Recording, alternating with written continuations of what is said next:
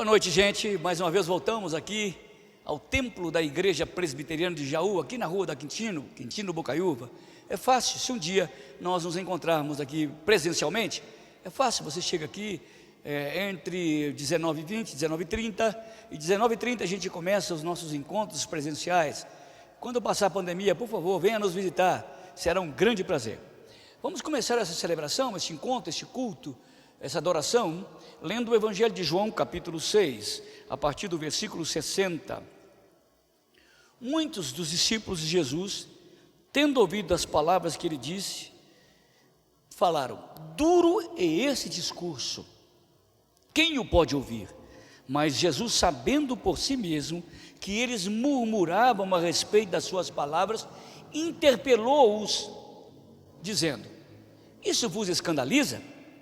Que será, pois, se virdes o Filho do Homem subir para o lugar onde primeiro estava? O Espírito é o que vivifica, a carne para nada aproveita. As palavras que vos tenho dito são Espírito e são vida. Contudo, há descrente no meio de vós, pois Jesus sabia desde o princípio quais eram os que criam e os que não haviam de crer. E prosseguiu: por causa disto que vos tenho dito, ninguém poderá vir a mim se pelo Pai não for concedido. À vista disso, muitos dos seus discípulos o abandonaram e já não andavam com ele. Então perguntou Jesus aos 12: porventura quereis também vós retirar-vos? Replicou-lhe Simão Pedro: Senhor, para quem iremos? Só tu tens as palavras da vida eterna, e nós temos crido e conhecido que tu és o Santo de Deus. Jesus havia acabado de fazer um grande milagre dos pães, e a multidão, no outro dia do milagre, foram para comer mais pão.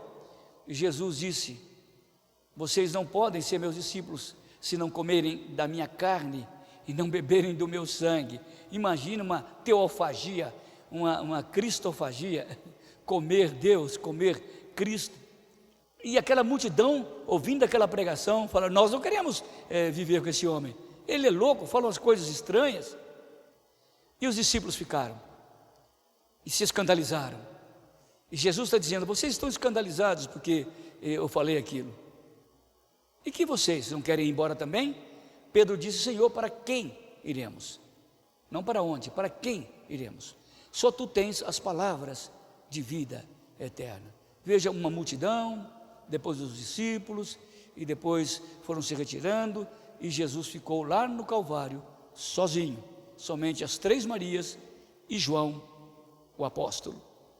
Bom, esse texto mostra como as pessoas seguem a Cristo, como eles enxergam pisar as pegadas de Jesus e andar como Jesus andou. Bom, vamos orar?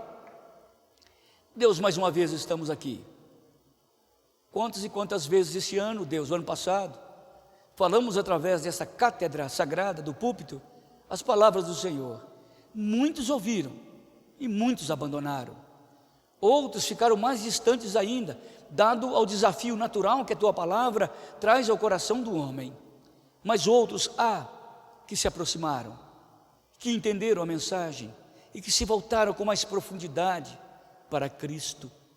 Obrigado, Pai, por esta noite, por esse tempo que agora vamos ter de adoração. Em nome de Jesus, o nosso Senhor e Mestre. Amém. Bom, vamos cantar então ao Senhor. Aproveitemos esse tempo, essa oportunidade, e não sabemos se amanhã, segunda-feira, teremos esta oportunidade. Então vamos fazê-lo agora, vamos cantar. Nós temos sofrido tanto com o passamento de grandes amigos, irmãos da igreja inclusive, e que não podem mais cantar, não podem ouvir a palavra por estarem em outras circunstâncias existenciais. Vamos cantar, vamos adorar ao Senhor nesse instante, ao grande Senhor a quem seguimos. Vamos adorar. Eu vim aqui para te encontrar, para te ouvir, para me render mais uma vez. Não temerei, não vou fugir, vou aceitar o teu querer, eis-me aqui.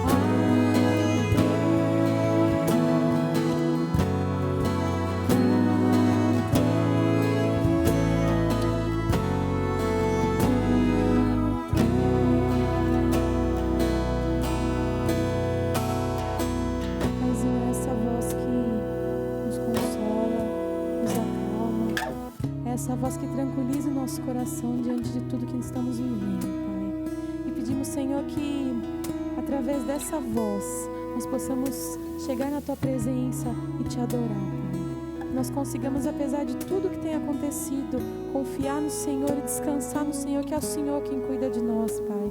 Tem misericórdia de nós, tem misericórdia do nosso povo, Pai. Nós precisamos, Senhor, da Tua presença, da Tua bondade, do Teu amor sobre as nossas vidas, Senhor. Sem isso, nós não conseguiríamos, Senhor. Sem a Tua presença, nada disso seria possível nós passarmos, Senhor. Precisamos do Senhor, Pai. Tem misericórdia de nós. Nós Te louvamos, Senhor. Nós Te adoramos, porque o Senhor é digno, Pai. Em nome de Jesus. Amém.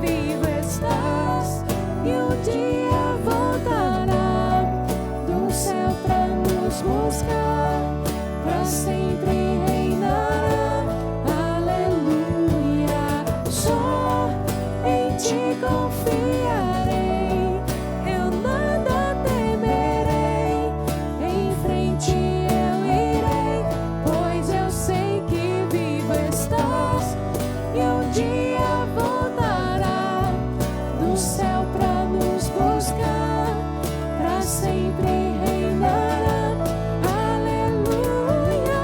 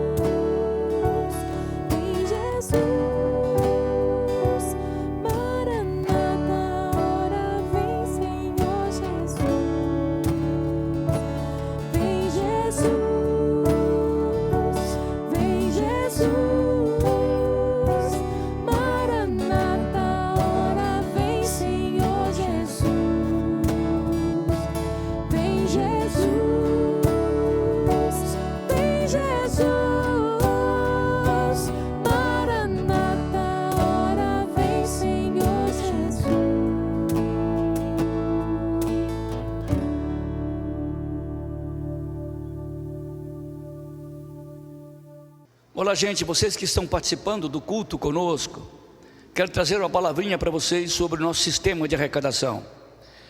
Só os membros da nossa igreja é que participam desta hora. Se um dia você que é visitante vir aqui em nossa igreja, você não vai participar desta hora, sinto muito.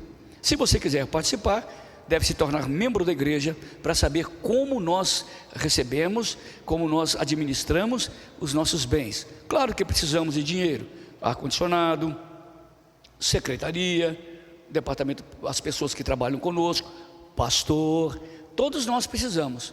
E muitos irmãos têm sido fiéis à igreja, mesmo não se reunindo aqui fisicamente, têm sido fiéis à igreja. Mas percebemos que alguns irmãos gostam de dar dízimos ou ofertas na igreja.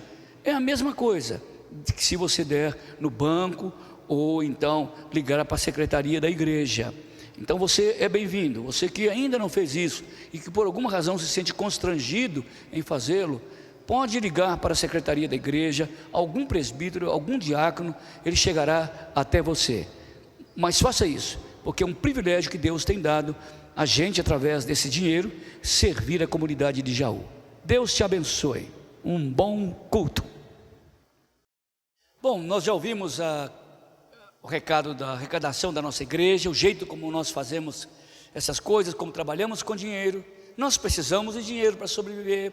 Eu, como pastor, recebo da igreja. A igreja tem um monte de coisa que faz. Então quem sustenta esta obra são os irmãos da igreja, não os visitantes. Se você quiser um dia contribuir conosco, não pode, ou então tornar-se membro, que aí você vai saber como nós fazemos e tratamos com seriedade as finanças da nossa igreja. Então já ouvimos o recado, já cantamos, e agora vamos ouvir a palavra. Eu queria ler no Evangelho de João, li no princípio, né? Lembra? No capítulo 6, agora eu vou ler no capítulo 12, a partir do versículo 12, João 12, 12 em diante. No dia seguinte, a numerosa multidão que viera à festa, tendo ouvido que Jesus estava a caminho para Jerusalém, lembra na entrada triunfal, no domingo de Ramos, tomou ramos de palmeiras e saiu ao seu encontro, clamando: Hosana, bendito que vem em nome do Senhor, e que é rei de Israel. Jesus, tendo conseguido um jumentinho, montou-o segundo o que está escrito: não temas, filha de Sião, eis que o teu rei aí vem montado em um filho de jumenta. Seus discípulos, a princípio, não compreenderam isto. Quando, porém, Jesus foi glorificado depois da ressurreição, então eles se lembraram das coisas que estavam escritas a respeito dele, e também de que ele lhes falara. Dava, pois, testemunho disso a multidão que estivera com ele, quando chamara Lázaro do túmulo e o levantara dentre os mortos. Por causa disso também a multidão lhe saiu ao encontro, pois ouviu que ele fizera esse sinal.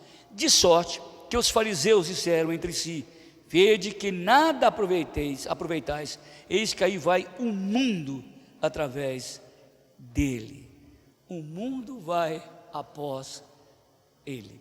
Jesus havia falado, aqui também em João, que quando ele fosse levantado, ele atrairia o mundo para si. Olha bem, é óbvio que eles estavam usando aqui uma hipérbole. Não ia o mundo inteiro através dele. Ia gente atrás dele? Sim. Bastante gente? Sim. O mundo inteiro? Não. Ia um grande número, ia uma grande multidão, mas eles usam uma hipérbole para pressionar o coração dos seus confrades, para, na verdade, matarem Jesus. É isso que eles queriam, usar uma hipérbole para impressionar. Geralmente, quando usamos as hipérboles, são, na verdade, para impressionar, ou para pressionar, ou para darmos vulto àquilo que nós queríamos que realmente tivesse vulto. O contexto é a entrada triunfal, o contexto é o domingo de Ramos, que a liturgia cristã sempre comemora, sobretudo a igreja romana. Eles comemoram o domingo de Ramos, que é esse domingo em que Jesus entrou na cidade e jogaram flores e palmas para ele. Quanto àqueles que seguem a Jesus, como é que é? Como eles são? São permanentes? São resilientes? Se firmam na verdade? Acompanham Jesus? A Bíblia mostra que nem é sempre assim. Nem todos que acompanhavam Jesus não acompanhavam de verdade, como muitos fazem hoje. Eles querem ver espetáculo. Eu fico impressionado quando a mídia gospel usa esses cantores e cantoras, aliás, excelentes, para atrair uma multidão. Nós poderíamos dizer, como os fariseus diziam: olha, veja que vai uma multidão atrás dessa cantora e deste cantor. E o que as gravadoras seculares fizeram? Tomaram este nicho para si e exploram agora esses cantores gospel que se veem com alta honra de pertencer a qualquer uma dessas gravadoras famosas, como a Som Livre e tantas outras que tem por aí. Na verdade, nem todos que acompanhavam Jesus acompanhavam de fato, como muitos fazem ainda hoje. O mundo não quer Jesus, o mundo quer coisas a respeito de Jesus, o mundo quer pão, como li no capítulo 6, lá do Evangelho de João no princípio. O mundo quer milagre, o mundo quer show, o mundo quer festa a respeito de Cristo. Olha, nós temos alguns pregadores nas igrejas evangélicas, ou das igrejas, que eles não têm condição de pregar mais em templo, eles têm que pregar em estádio, porque as igrejas ficam abarrotadas. Eles são bons pregadores, mas na verdade são como qualquer outros pregadores, mas eles são midiáticos, e a multidão gosta de seguir o nada, seguir aquilo que é midiático, seguir aquilo que faz aparecer a gente ser maior do que é. E esses fariseus estavam ali dizendo: olha o que está acontecendo com esse pregadorzinho aí, veja que o mundo inteiro vai atrás dele. Na verdade não era o mundo inteiro coisa nenhuma, eles queriam só pressionar os seus confrades para matá-lo, para levá-lo à cruz, como na verdade, nessa ocasião, nesse contexto mesmo de João, capítulo 12, eles fizeram, mas lá na frente. Então, nem todos acompanhavam Jesus como nem todos acompanham hoje. Há muita gente atrás apenas do show, apenas do glamour, apenas da fama, apenas da glória. E Jesus era um homem assim glamouroso, era um homem da fama. Mas eles não estavam atrás de Jesus, eles estavam atrás naquilo que Jesus representava e simbolizava para aquela época. Nós queremos fazer parte da turma, nós queremos fazer parte da modernidade, queremos fazer parte da trupe, né, do grupo seleto, e vamos seguir aquele homem, porque todo mundo fala sobre ele, e nós precisamos de saber das coisas que ele faz, do que ele diz, porque também nós somos humanos, vivemos na cidade, e precisamos de dar respostas coerentes, e dizer que nós estamos também no meio daquilo que é melhor. Não estava a multidão acompanhando, só ir atrás. É muito diferente do que seguir, do que acompanhar. Você se lembra no capítulo 6, quando eu li? Uma multidão foi comer pão, e Jesus disse: vocês querem a mim ou querem o pão que eu multiplico? Vocês querem comer a minha essência, comer a minha carne e meu sangue, ou apenas usar o show que eu dou, o milagre que eu faço? Estava a multidão, mas não estava acompanhando. A multidão não ia após ele, a multidão ia antes do espetáculo, antes da fama, antes da glória. Quantos amigos você conhece, eu conheço, que aceitaram o Evangelho, mas que quando eles perceberam a perseguição que o Evangelho traz, as dificuldades que o Evangelho traz, os problemas que uma igreja cristã tem, e não são poucos, eles desanimam, porque eles queriam apenas o glamour, queriam apenas as luzes da festa do cristianismo, queriam apenas o milagre, mas não queriam o Senhor do milagre, queriam apenas os eventos extraordinários, mas não queriam estar à cruz, aos pés da cruz. Queriam participar dos grandes eventos, mas o maior evento do cristianismo é comer a carne e beber o sangue de Cristo, é ir até a cruz do Calvário, é depor os seus pecados, é confessar os seus pecados para Ele, dizendo: eu sou teu, Senhor. Isto é seguir Jesus.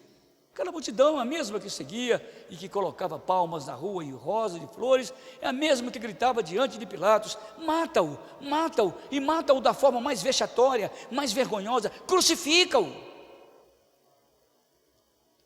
Nem todo que segue, na verdade, segue. Não é uma multidão assim.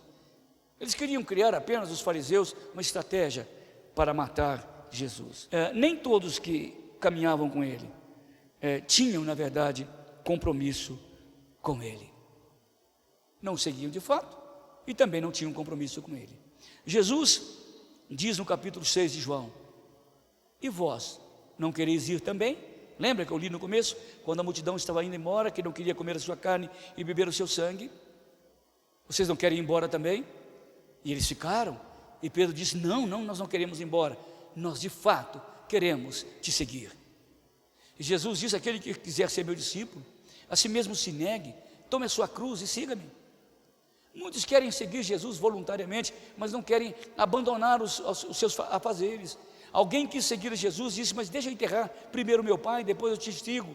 Enterrar primeiro, não é que ele estava morto, não, esperar o pai morrer. O outro disse: eu vendi uma junta de boi. Jesus disse: o problema seu é negócio, vai negociar. O problema seu é esperar o seu pai morrer, então fica por aí, espera morrer. E o outro disse: mas eu me casei, então vai embora. Se o casamento é a coisa mais importante para você, vai casar, segue a sua vida. E Pedro disse no capítulo 6 de João: para quem iremos nós? Esse pessoal aqui, que não tinha compromisso com Cristo, estava apenas seguindo o fluxo.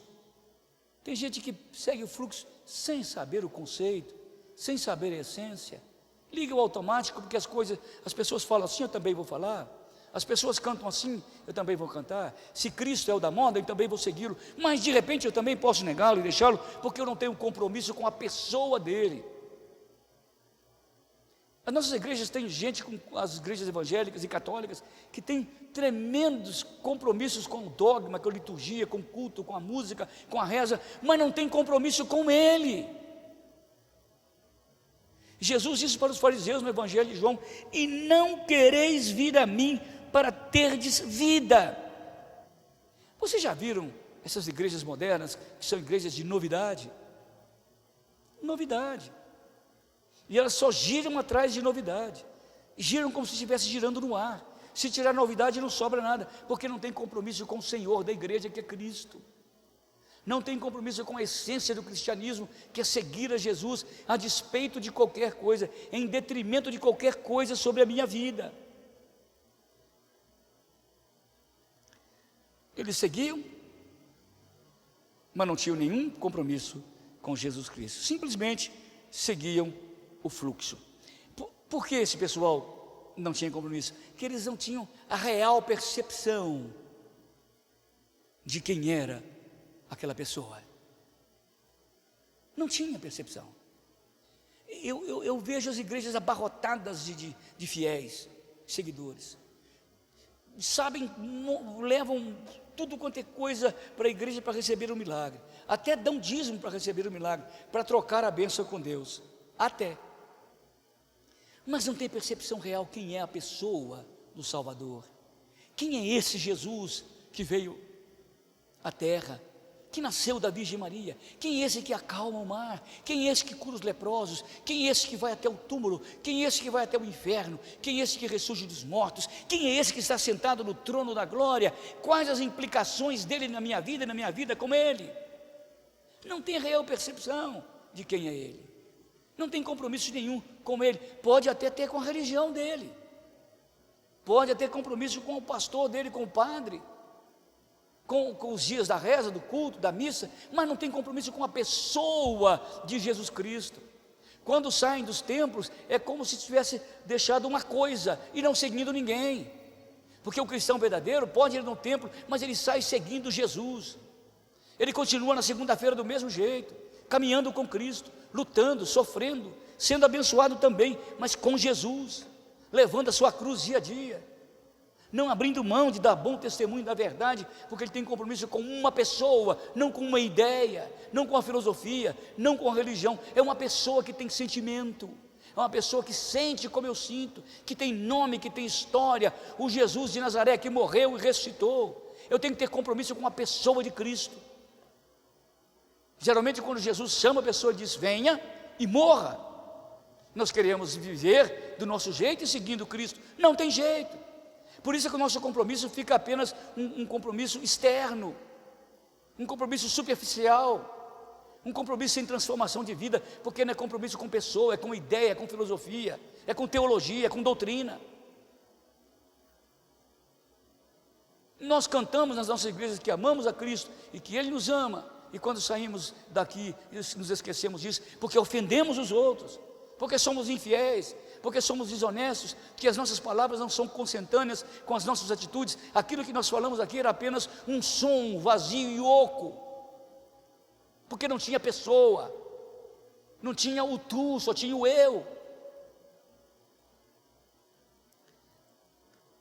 Vejam que o mundo todo vai após ele. Não tinham percepção das realidades, de quem realmente estava caminhando naquele caminho. Outros seguiam a Cristo, seguiam só para seguir. Outros seguiam, não só para seguir, mas também não tinham compromisso com Ele. E outros, e muitos, queriam não o novo, mas se confrontar com outros poderes.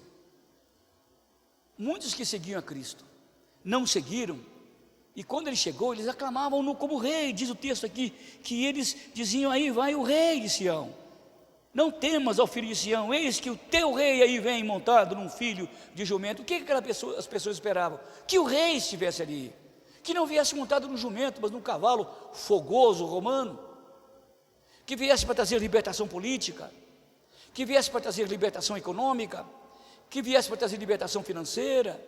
E Jesus não misturava esse tipo de poder.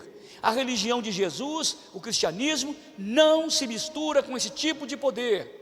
Esse poder existe, esse poder é importante, mas não imiscuído, misturado com o poder espiritual de Jesus. O cristianismo espiritual não se mistura com solução econômica, nem com ideologia política, nem com partido ou bandeira ideológica. O partido de Jesus é Jesus na veia, é só Jesus, está entremetido com Jesus até em cima do cabelo. Eles queriam um rei, queriam um confrontador de Roma, queriam ficar libertos, mas se Jesus fizesse isso, eles também não iriam segui-lo, iam apenas política e economicamente ficarem livres, mas certamente o matariam de uma outra maneira, de uma outra forma, porque na verdade eles queriam apenas um confronto político com Roma. Olha, me entristece muito quando eu vejo hoje as nossas religiões e denominações metidas com confrontos políticos, confrontos, para que uma certa hegemonia de esquerda ou de direita prevaleça. O que Deus quer, na verdade, é que nós sejamos cidadãos, mas acima de tudo cristãos, que influenciemos a sociedade com o cristianismo. Isso não quer dizer que você não tem que ter um ideário político. Não, não é isso, não é isso. Mas Cristo é a glória sua, Cristo é a verdade sua, Cristo é a paixão sua, e não um partido, não uma ideia, não uma política, não uma administração, mas Cristo tem que ser a nossa paixão. Nós fizemos uma live há pouco tempo aqui na igreja, e nós tivemos a cidade inteira participando. É óbvio que alguns irmãos da igreja participaram e não entraram ali para dar o seu oi, o seu like. É lógico que há muitos assim, eu sei disso, mas eu não vi. Nós temos 400 membros, era para a gente apaixonada estar gritando ali o que Deus está fazendo, como é que Deus pode usar homens assim, que Deus usando essa tal igreja. Eu pus isso, eu pastor disse, que igreja abençoada é essa, que promove isso para a nossa cidade, e eu não vi isso, e vejo no Facebook, pessoas gritando e chorando, se esperneando por causa de ideários humanos, e eu não vejo a mesma paixão do cristianismo. Isso me entristece, isso me indigna. Cadê a paixão? Cadê o amor? Cadê a propensão insoptável para Jesus, o seu reino, a sua igreja, o seu povo? Cadê? Nós não podemos usar a religião para derrubar um lado B ou lado A de uma política econômica ou uma política partidária, ou de uma bandeira X ou Y. O cristianismo está acima disso. Nós não podemos vender o cristianismo para qualquer coisa maravilhosa demais deste mundo, porque nada é mais maravilhoso do que Jesus, nada é mais profundo do que seguir a Cristo, nada transforma tanto a gente e a sociedade do que ver que vê-la, a sociedade, aos pés da cruz de Cristo. Eu gostaria que você seguisse a Cristo, mas seguisse apaixonadamente, que as suas ideias, suas palavras, atos e atitudes tenham como substrato a glória de Cristo, o testemunho do seu discipulado. Jesus disse: aquele que quiser me seguir, a si mesmo se negue, tome a sua cruz e siga-me. Olha que a multidão vai atrás dele. O que essa multidão fez? Nada, simplesmente mandou matá-lo. Tomara que a gente possa seguir a Cristo, não por seguir, não sem compromisso, não sem perceber a glória e a grandeza do Filho de Deus, o Rei de Israel, o Senhor dos senhores, o dono da história. Amém. Já terminamos nosso encontro. Domingo que vem, com a graça de Deus, nós voltaremos aqui. Que Deus possa abençoá-lo, que você tome uma decisão radical de seguir Jesus na estrada da sua vida. Pai querido, obrigado por esta noite, pelo tempo rico de aprendizado e de desafio que Jesus Cristo nos traz aqui. Que ao ouvir essa palavra, Senhor, sejamos incomodados, que o Senhor realmente nos incomode, que Teu Espírito nos dê um renovo de amor por Cristo, a pessoa maravilhosa de Jesus, que Ele não seja apenas uma ideia, mas que Ele seja tratado por nós como uma pessoa que nos ama e a quem nós amamos e servimos, como o Senhor a quem servimos como servos. Deus, abençoa as igrejas do Brasil, tenha misericórdia, Pai, deste povo, para que possamos, nessa oportunidade grande que Teu Espírito tem nos dado, fazer uma grande revolução espiritual. É o que pedimos, Senhor, em nome de Jesus, o Mestre, aquele que caminha à nossa frente e a quem seguimos. Amém. Que a graça maravilhosa de Deus o Pai, o poder maravilhoso de Deus o Espírito e a comunhão profunda de Deus o Filho estejam com vocês, aqui, agora, na história e pelos séculos dos séculos. Amém. Muito bom, gente, Deus abençoe vocês. Domingo que vem eu encontro vocês novamente aqui nesse lugar, tá bom? Um abraço.